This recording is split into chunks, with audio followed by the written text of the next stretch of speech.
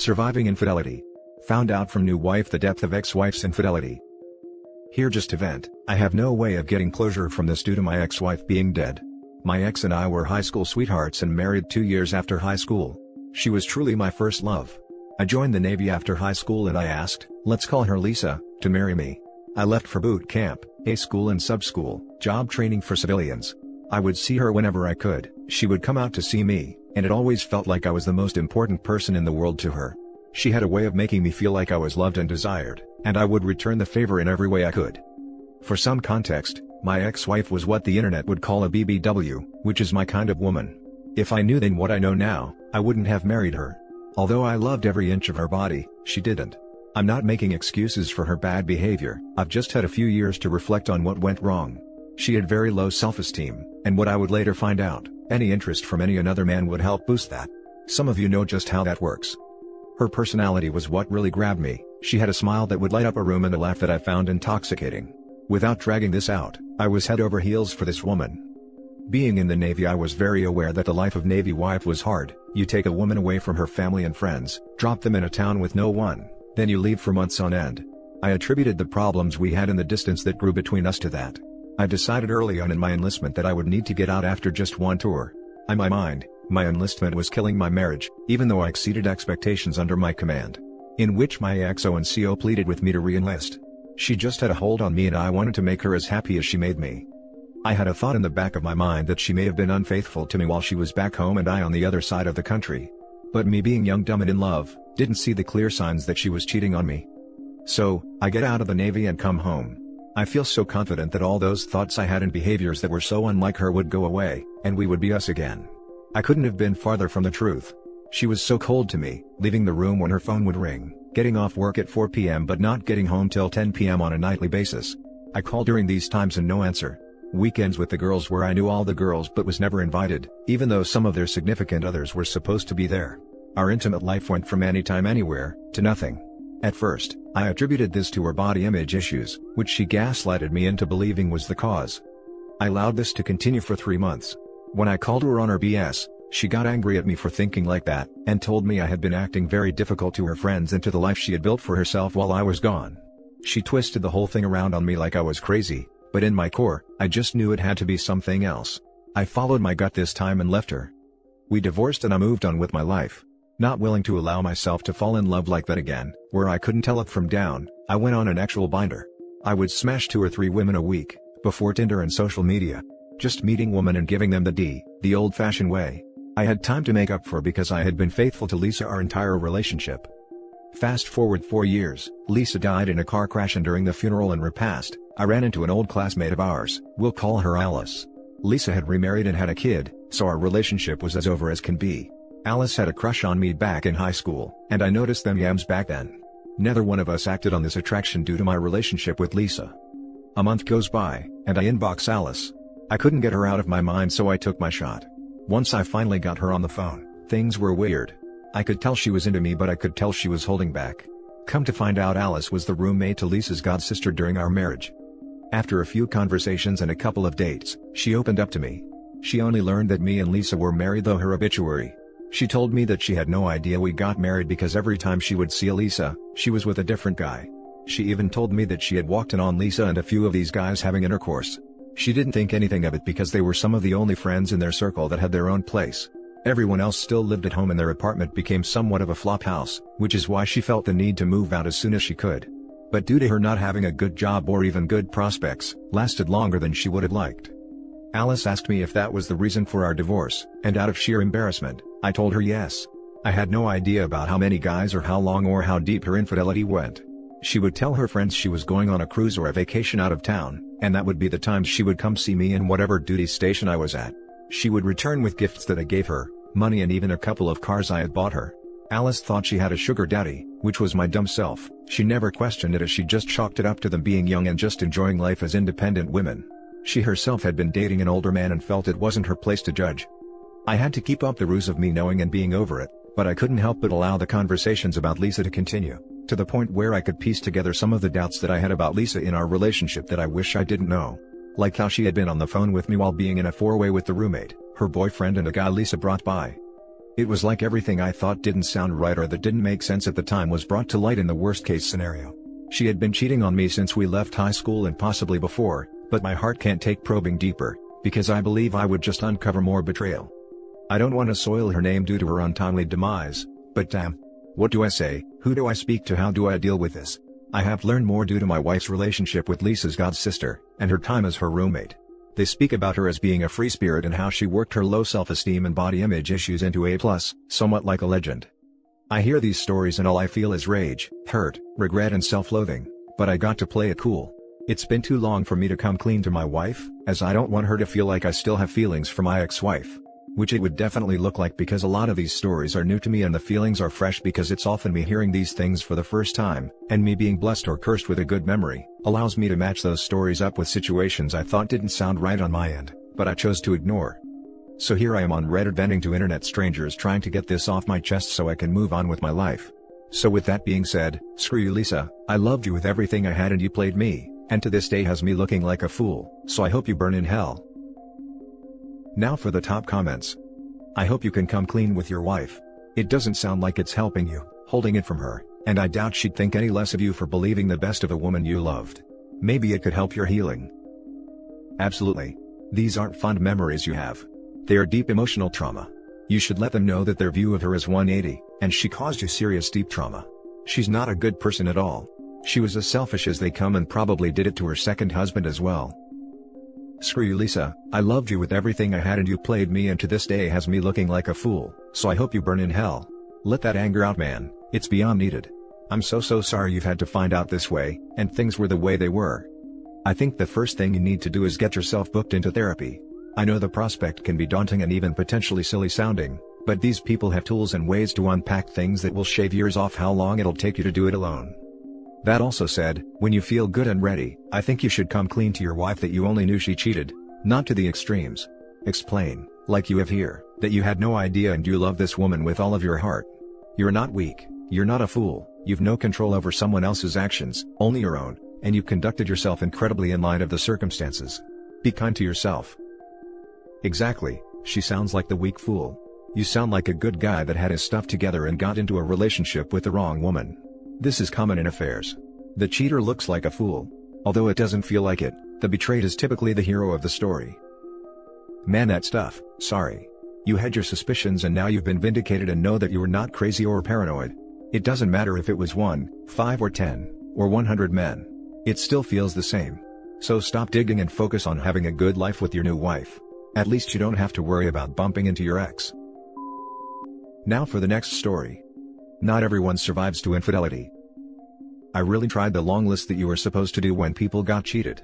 Focus on yourself, get a new haircut, reach friends or make new ones, go to the gym, cry, find a good therapist, travel, change habits and so on. The first time, I was so young and naive. I didn't even think about cheating as a possibility. At 25-27 years old, I was so happy to have found someone who wanted to spend time with me and possibly the rest of our lives. I didn't notice the little lies, the weird coincidences, the gaslighting and the inaccuracies that he created the last year of our relationship. One day, I decided that I would skip half day of work and go to his place early.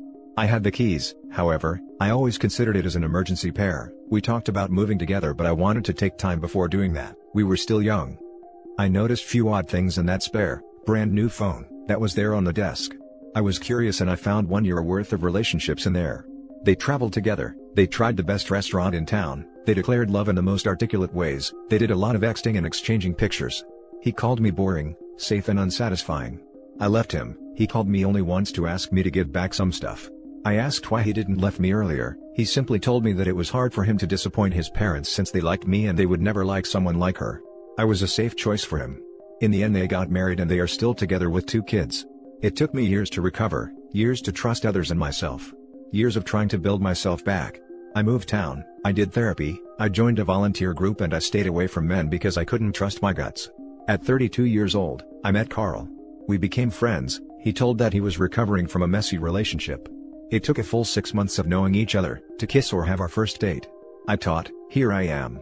Healed and better than before, with hobbies and more self-awareness. We had a good 2 years. We managed to progress slowly and consciously. He told me that he couldn't commit through marriage, but was ready to living together and have a family. I was okay with that. I appreciated how well we could communicate. I received a text message from unknown number. I was more than confused. I simply couldn't believe it. It was impossible, not him. Not us. I did everything right, we were in a good place, that's what I thought. However, it was not the truth. He got his coworker, not even 22 years old, pregnant during their 6 months affair. He bought a house, a project that he hid from me, for her and their kid. He told her that I was not an obstacle for them. I stupidly asked him to fight for us, for me, to choose me over her. Well, he didn't need to think or to reflect, he was so happy that I made the separation easy. He chose her and their baby. I tried my best to overcome all of the new traumas. I really did, but I failed somehow. I saw them recently, the baby was beautiful, he waved me like he was an old friend and she gave me a cold stare. I let myself go. I am fat, ugly and barely awake. I spent hundreds of weekends under my duvet, sleeping or watching crap. I am not career driven, I don't care about anything. I am in therapy, however nothing seems to shake me or help me. An old friend that I saw for 2 dates, told me this weekend that he was in the process to forgive his ex and try again with her. I was suddenly aware that my ex has never even tried to ask me to do something like that. I was just an inconvenience of their lives. A temporary girlfriend, a placeholder that can keep them busy until a younger, accomplished and beautiful woman will take my place effortless. Not everyone survives to infidelity. Now for the top advice. Your life has nothing to do with them. Let me tell you a story. I have an uncle. When he was 22, he walked on his girlfriend with his best friend. He was weak and could not take it. He went into depression. After 2 to 3 years, he joined college again. There he met another woman, who was a gorgeous lady. They dated for a couple of years. He then found out, she was cheating on him since day one. Well, he was devastated to say the least. But this time, he did not give up. He took control of his life. He is a short man and previously it made him insecure. But then, he did what he wanted. He started planting flowers. He is great at that. He never dated a girl for next few years. All he did was gardening. He loved us. Well, all the children in our family are just fond of him. He is just the funniest man. Whenever he used to get hurt, he used to laugh and say, "My heart have been broken twice, this is just a prick." He then met my aunt, 10 years after the second heartbreak. They are married, our cousins are beautiful. My aunt is the one of the kindest women we have ever came across. We often say that both of them can make even a dead man laugh. They both are funny, and happy. They even crack jokes when they argue. The point is your life is not defined by others. Take control of your life. Sure, you can't trust others, but you need to trust yourself. Look at yourself in the mirror and say, "Hey beautiful. I am there with you." As my track record and poor social abilities, it is best to not trust myself. Dating doesn't have any appeal to me after this. I am grieving losing the kids or family I never had. You sound really hard on yourself. You've been through a lot and need to heal. Loving yourself doesn't come overnight, but you are having a negative outlook on everything, which is understandable. Are you in therapy to help with all this trauma? Depression and PTSD are very possible after what you've been dealt. I am in therapy for quite a long time. It helps to be function enough to keep a job and be able to function. I am truly sorry that another innocent soul has been tarnished by liars and hypocrites. It is truly stuff like these that gets me trust issues of my own. The only advice I can offer you is that you have to love yourself. There is really no specific deadline for one to heal. As you have also mentioned, some may not heal at all. But, please try. Don't end it all just because of those toxic people that you have come to know.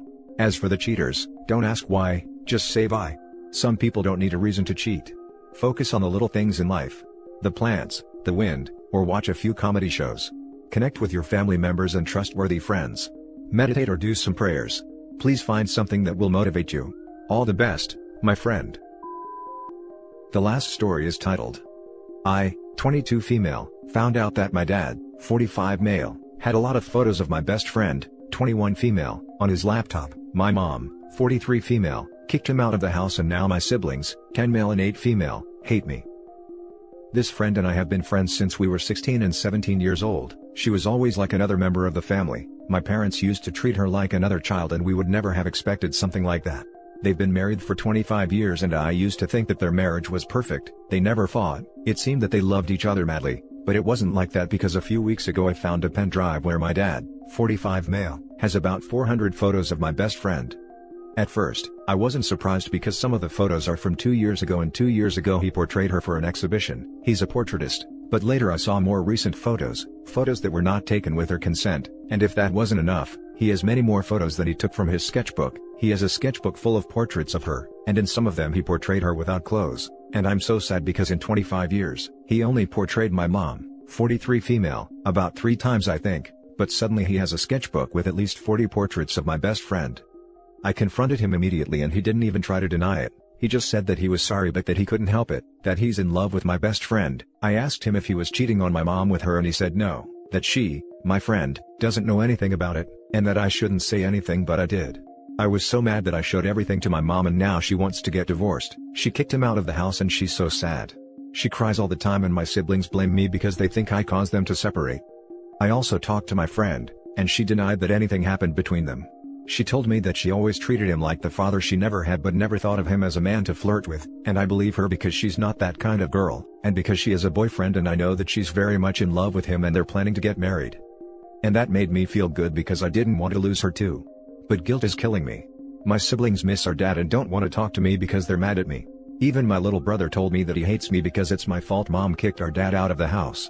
Maybe I should have waited for him to tell my mom or something else? I was really impulsive and ruined our family. I know I should have reacted differently. What can I do now to make them feel better? Now for the top advice. You did the right thing and the best thing for your family and your friend. Your siblings will realize what's happened eventually. They're young and don't understand what's actually going on yet. Your family will be better off because of your actions. Considering his behavior sounds a bit predatory. Especially with the pictures taken without her knowing. I'd say you handled it well. Your siblings aren't old enough to understand what's happening fully, or why it would even be creepy. Considering he's like a father figure to her, I'd say this is just really creepy. No. You did not ruin your family, your dad did when he decided to make naked sketches of your best friend while knowing your mom will be totally against it. To top it off, in love with her too? Your siblings are too small to see a logical side of it. They are acting out because you guys were always a happy family and now it's like the house broke down. Give them time. It's now on your mom to explain it to them, because they won't trust your word.